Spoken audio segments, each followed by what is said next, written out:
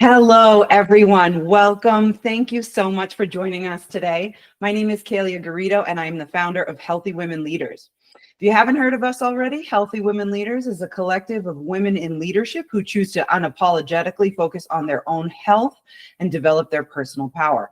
Our mission is to highlight the people and ideas that champion healthy living and radical self-care as a critical means to thriving in a crazy world.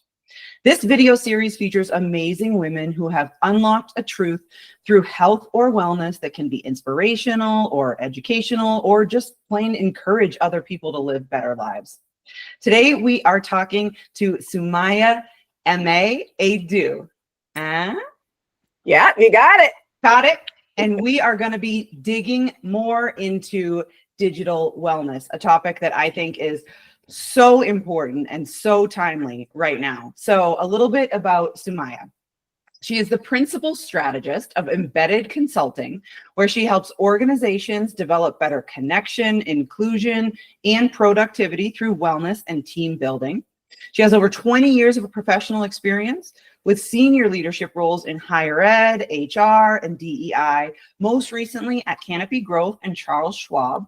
She has also consulted and has been a featured speaker at many organizations such as Oracle, the University of Colorado, Allbirds, TrueCar, and the NPR station KQED, and Blue Shield of California. Sumayyah, thank you so much for joining me today. I'm so excited to have you. Thank you, Kalia. I'm excited to be here and talk wellness shop, right? That's it. This is a long time coming, and I know you and I have vibed out on this a few times, really every time we have the opportunity to chat. So today we're bringing it to the masses. And digital wellness, I feel like, is one of the most topical things. It's something that I know I personally struggle with. It's on the list of ongoing goals. I sit here and I know that I can do better, but it's hard to get there. And so that's why I'm so excited for this conversation today, because I know you have some practical strategies and application tips that we can sort of take back with us. So let's start right at the beginning. Of course, I follow you on LinkedIn, and I would recommend everybody follow Sumayyah on LinkedIn. She's amazing and shares great content. And I've seen you over, I don't know, the last maybe 6 months, maybe 8 months, really take a swing into this world of digital wellness. So let's start right at the beginning and let me know, how do you define digital wellness? Yeah. So we've heard about digital detoxing, right? Like, I know I even started this 10 years ago where I'm like, I'm deleting the app, right? But digital wellness really isn't about detoxing, because we can't live without our phones, right? I've honestly researched if I could do an analog phone. Like, that's how serious I am and how much I know the addiction impacts me. I haven't found a way to do it yet that makes sense for me. But my whole point is, it's about finding a balance, really understanding how technology hurts us and how it improves our lives, because it's not all bad. You know, it's not like, you know, with our addiction to like alcohol or something else, right? Like it's abstinence, right? Like we can't do that with our phones. So how do we have a better relationship with it, and even just sit and think about how it's impacting us? Because a lot of the times we don't. Yep. Okay. So we'll get into that. And it's important to start there and think about, how can it hurt you and how can it help you? And I'm so with you. I want to decouple. And I love that you say it's not practical, and that it doesn't, that is, you want to just throw it, like skip it like a stone across a lake, across a beautiful and cold lake that you'll never see.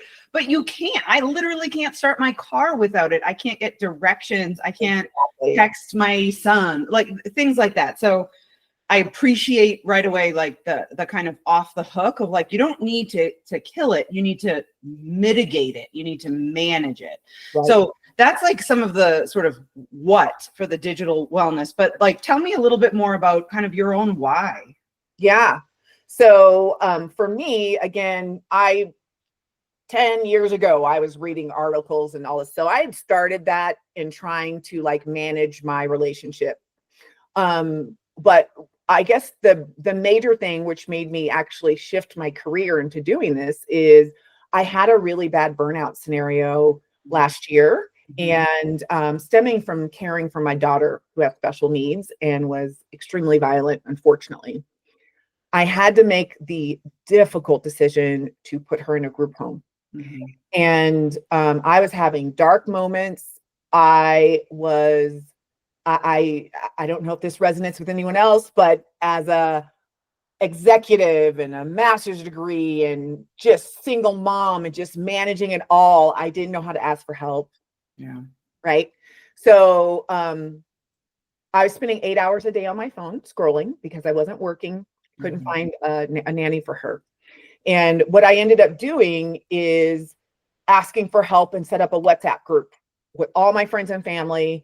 And that became my lifeline because I deleted everything else. I knew I was having FOMO. I knew I was having envy because everyone else is out there living their life. They're not as depressed as I am. And I knew it was making me more anxious and depressed.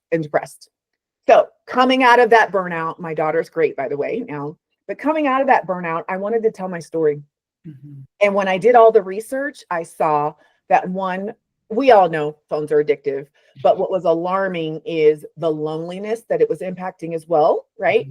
I also think I learned about the loneliness epidemic as well. I had a community to fall back on, but as we're spending less and less time together and spending more money on our time on our phones, we're having less of that time. So that's why I decided to do this. And I'm literally making a career out of it. I got certified as a digital wellness champion. And now I'm trying to help companies really center mental health and to increase productivity by connection and managing our technology better. Wow, that's so powerful. I love that. I didn't even know that you could get certified as a digital wellness specialist, but it's so important. I mean, we're truly the guinea pigs that have these little devices within an arm's reach at any moment. It's right there. And it is, I think a lot about wellness, sort of overall, and digital absolutely is a part of it, but like mental, social, spiritual, sexual, financial, things like that. Fascinating about how you can always continue to up level. And one of the things you just mentioned was loneliness. So that definitely I have heard is a big byproduct of people spending too much time isolated and on their phones. What are some of the other issues that we see with prolonged extended phone use? Yes. So I'm not sure if anyone's bought anything online. Today? No, but the day is young. Right. So consumerism is America's favorite pastime, right? And so I just wanted to share that Amazon now is scheduled to earn $540 billion this year. And they are responsible for 40% of our usage. I don't know, I don't want to talk about y'all, but we have so much stuff in our homes. We even have storage places. We throw away so much stuff. Yeah. That, what is it, like 70% of the things that go to Goodwill go in the trash. Wow. Right? So it's because we have our technology, our credit card number saved, and we just so easy. We don't have to check out anymore. It's like one click buy, right? So consumerism, that is one of the impacts of what having our addiction to technology. And there's ads, right? They're paying for our eyeballs through ads. They never highlight in ads how good a yummy salad would be, right? It's all the bad food for us. So when we think about our health, that's another impact. It's reducing our impact to manage our health properly. Not only from, all the ads we get about all this deliciously addictive food as well, but also our mental health. Being chronically online, excessive phone use is directly linked to increased anxiety, depression, as well as other mental health, like focus, right? Focus. I have ADHD sometimes when my phone's buzzing and and like I can't focus. So that productivity part as well. We are spending an average of 4.5 hours on our phones, and for Gen Z, 25% of them are spending 9 hours a day on their phones. Wow. 9 hours a day. And how old is Gen Z right now? You said how? Aren't they? I think the oldest is like late 20s. 20s. Yeah. Right. So that is our workforce, y'all. Wow. These are our children. Mm-hmm. What else could you be doing with 4.5 hours in your day? Right. Everything else, everything that's important to me that I put off because I say I don't have enough time. I have just as many hours as everybody else in the day. And some people are able to get it done. And some are, unfortunately, including myself, sucked into the distraction. Me too. I do this work and still I'm like, Sumayyah, what are you doing? I literally have to say, Sumayyah, what are you doing? So, and then the last thing that this impacts is just our parenting, right? So one, we know our kids are on it, but children are spending less time in modern history with their peers than they ever have. They're spending out only 6% of children from 8 to 13 play by themselves, unsupervised. Only 6%. Yeah. Okay. Wow. And that means parents are feeling responsible to manage their children's lives, and our kids in kind as well are on their tablets more instead of outside. Yep. And the CDC, or not the CDC, excuse me, the Surgeon General now has made warnings to parents on our parenting is now a inhibitor for health issues because we're putting so much stress on ourselves. And what are we doing when we're scrolling? Kalia, when you look at the comment section for any parenting post, what are we seeing? Judgment. There's some judgment on there. A little judgment? A little bit of judgment. Yeah. It's all you should be, you need to, that's not how you do it. Ugh. I was getting those messages too. And I'm like, I don't have a child like everybody else. Right. And a lot of that comes from other women. Right. A lot of that shame and judgment comes from other women. We are not perfect. We're not perfect parents. We're not perfect people. And we never are going to be. Right. But we're in this anxious generation of not only trying to be perfect, but trying to control everything in our children's life. And it's driving us crazy. Yeah. It's such a struggle. There's such guilt. And then in our personal situation here, we work from home and my daughter has like a test district at school where they have a week off every month. And then there's extra days off too. And so she's here a lot. And my husband and I are both just working online. She has her devices and it's easier than, going and making up a creative play game outside or something. It's the struggle and the guilt is like 360 on this stuff. And that's not how we grew up. Right. We literally peace out, mom. Yeah. We're at the neighbor somewhere and our parents yelled and we came home. We don't even know our neighbor. Kids don't even know their neighbors anymore. Yeah. Wow. So we have to change, but there is opportunity to change it all. We don't have to stay stuck in this cycle. And I'm a big fan of Atomic Habits. So a lot of what me and other people that do this work, we really base a lot of because it's not just as simple as just do it less. Yeah. This attention economy is worth billions of dollars. So companies are spending billions of dollars to get our attention so we can buy stuff, so we can stay scrolling. And the way that they even build and have notifications and everything, it's similar to how we build slot machines, family devices. Yep. Yeah.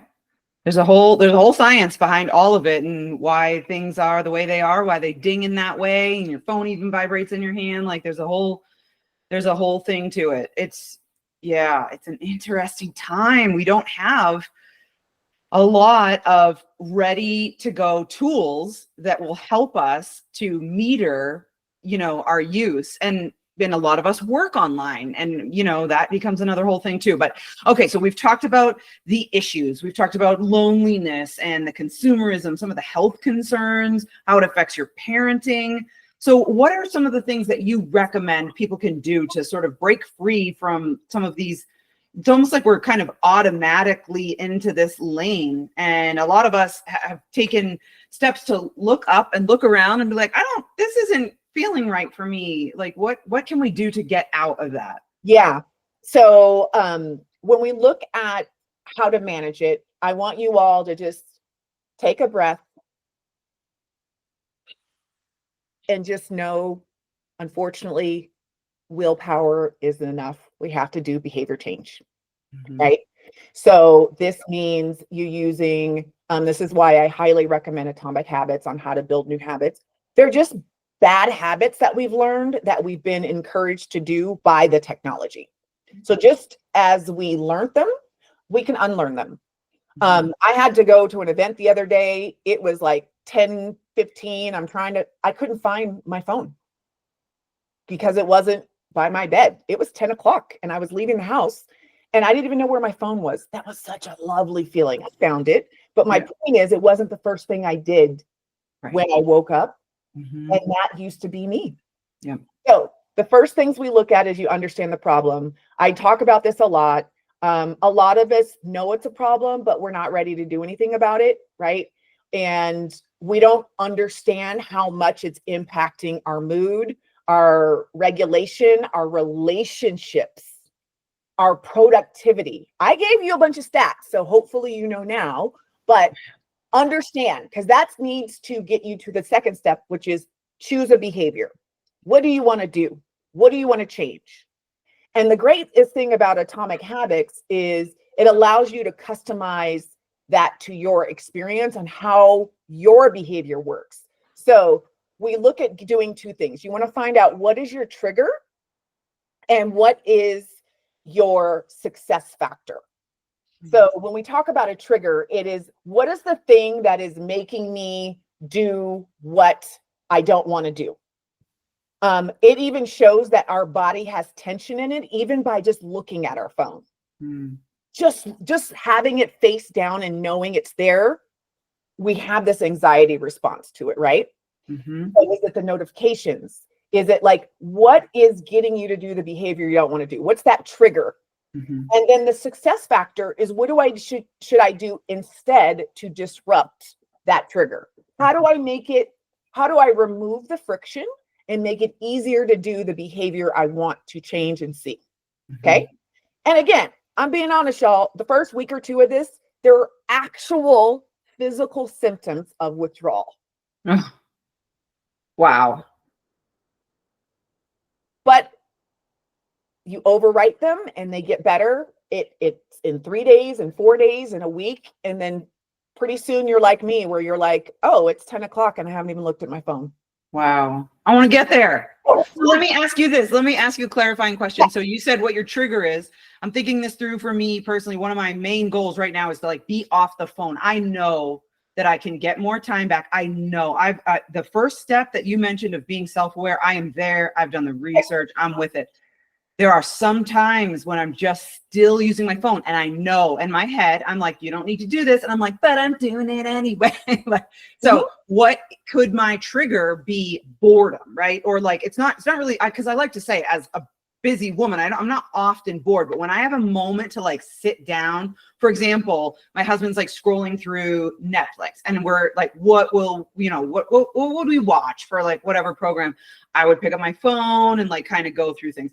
And then, so that's my trigger. And then the behavior that I want to choose is more presence with my family. Does that work as a trigger and then choice of behavior? Yeah.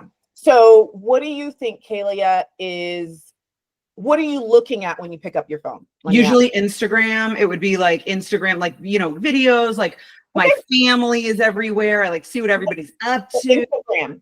So if you know that's a trigger, remove the friction by either setting a limit. So my limit is at 10 minutes per day. Okay. Is that a limit on your phone that you set? Yes, on my iPhone. Okay. However, when I first started, I wasn't serious. And this is what I love about Atomic Habits. I had to delete it. I had to go cold turkey because I was always removing the 10 minutes. Yeah. My phone is like, you want 1 more minute? I'm like, yes. Do I ever, iPhone? 50 more minutes? Of course. Yes, I do. Screw it. I'm going to ignore it for the whole day. Right. So I tried that. Didn't work. So I had to actually delete the app. Yeah.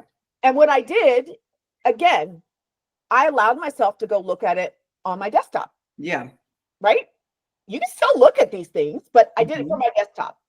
Yeah. So maybe that is your trigger. So you got to remove the trigger. Okay. Then what's going to make you successful, right?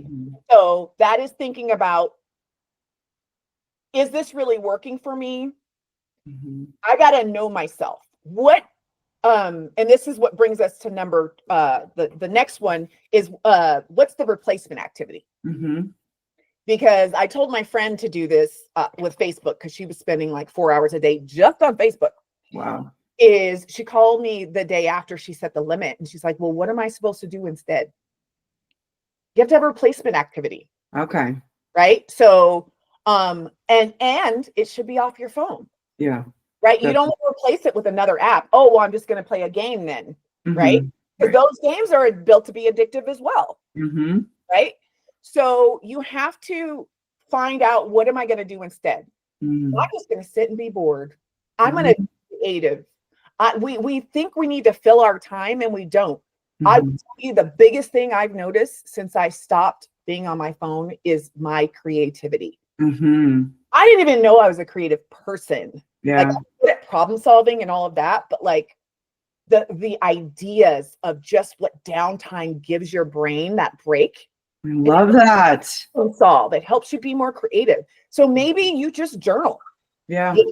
You journal and you are making time to do what's important.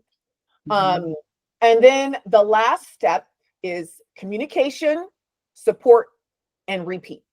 I put those all together because a lot of people are like, well, I know for me on Instagram, it's like I literally have probably 15 people I regularly would send Instagram things to, and we're chatting in the Instagram app, right? So when I got rid of it, I was like, hey, y'all, I copy and pasted the message to all of them. I am taking a detox. I am not going to be on Instagram. I'm deleting it. So if you want to send me something, you can still text me the Instagram link. And I can open it in a browser, but I'm not signed in, so I can't scroll, because there's nothing wrong with sharing a funny meme. Yeah. The problem is we go for the funny meme and we do this. Yeah. Right. And then, so that's the communicating to people what you're doing. This is work. Hey, at work, I'm making more boundaries around my focus time and getting things done. I am communicating to you all that do not IM me unless it's an emergency. Period. Yeah. If you need something for me, email it. And if it's urgent, put it as urgent. Put it in the subject text that this is due by 12 p.m. on Friday. Think about how much time you take back just by doing that. Because if people ping you, it's usually not an emergency. Right? Think about what that would do for your productivity.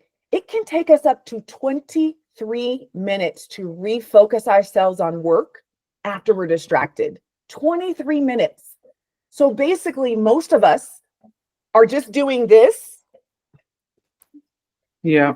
And like not able to get like real focused, creative work done because we're not only allowing the interruptions, we're seeking them. Yeah. So, and the reason why we have a repeat is because it's a journey. Yeah. I had a bad day yesterday and I binged on Instagram probably like 2 hours. Yeah. Bad, Kalia. Yeah. And today I deleted the app. Yeah. Because I'm like, I can't handle that right now. Yeah. So I delete it and I'm going to go back to my desktop. And, you know, I do Instagram for business as well. So I can still engage and approve my posts, and I have a company that helps me, but like, there's nothing on there I'm going to miss that's important. Right. Right. So that's how we do it. it is behavior change. And I've got some resources that I can also give to some of the individuals who would like it, just on that whole process. You know, the triggers, the success factors, the replacement activity, because the replacement activity is huge. Meal prep, get a hobby. I made a goal that once a week, I'm going to reach out to my nieces and nephews. Yeah. Better relationship. That's something I want to do. So I have a goal every week that I reach out to them. Yeah. Right. That's one of my replacement activities. Yeah. I love it. It's intentionality. It's intentionality. And it's not that we don't know that it's happening. And even your story, after focusing on this for so long, you know what's happening. You have a slide back, and that's okay. We move forward. We give ourselves grace in that moment, and we make a behavior change, and you continue on. It's a practice. It's got to be a practice, because it's not a one day to the next thing. It wouldn't be sustainable that way. And it just helps us regulate our emotions. We were not meant to see all the trauma in the world. Right. Laugh and see political news and see someone's vacation all in like 3 minutes. Right. Like, we weren't meant to digest that much information. And even though it seems like it's passive scrolling, if you look at someone that looks so passive, our brain is working so hard to help us process all that information. And that's why we feel burnt out. Right. Wow. It's so interesting when you put it like that, because it's true. Sometimes you're scrolling and you see something awesome, and I'm like, sit with that. I'll tell myself, like, that was beautiful, or I loved that. Sit with that. And if you keep scrolling, then it's gone and you're on to the next thing. And, you know, sometimes I'll like, yeah, I think it's so interesting. It inspire you. I see great quotes. Yeah. So if anyone wants to join, I have a journaling session every Friday morning where we just journal to a quote, where we see a quote, we digest it, and we have time to write about it. And how does this apply to my life? Yeah. That's the thing we miss, is for those of you who are practitioners of learning and changing our behaviors, we have to synthesize, apply, and process that information. We don't do that anymore. Right. That's you totally got to the next point, because I was going to say that's support step. Something's telling me that you have some support mechanisms in place that you can help people kind of, we all sort of go through it together. So you said you have your it's like a journaling session. Yes. So I invite anyone who wants to attend. My mental health is my biggest priority. Yeah. And so I have a meditation on Monday mornings. It is just 10 minutes. And then on Friday mornings, we do a journaling session where we have a quote, we journal, and we do have an optional debrief. So both of those things, Mondays are 10 minutes. Fridays are more like 15 to 20, depending on how long you want to stay. And this is, again, just having us have that quiet time, process, to just freaking breathe. Yeah. We don't even do that anymore. There's something called screen apnea now, where we're actually holding our breath as we're scrolling. Oh, God.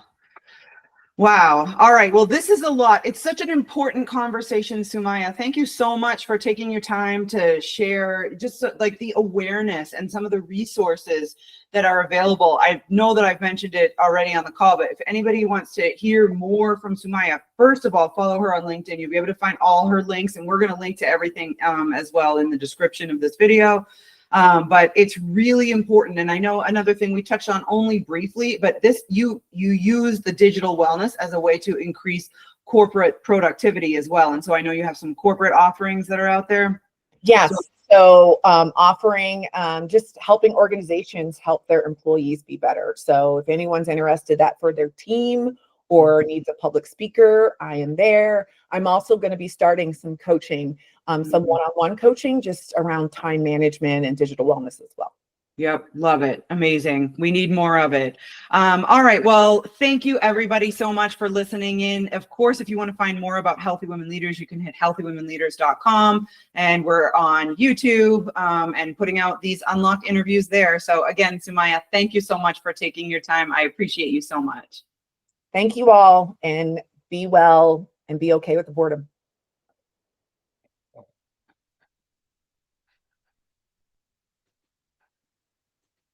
pausing here, cutting video here. Where did my window go? There it is. Stop recording. Bye.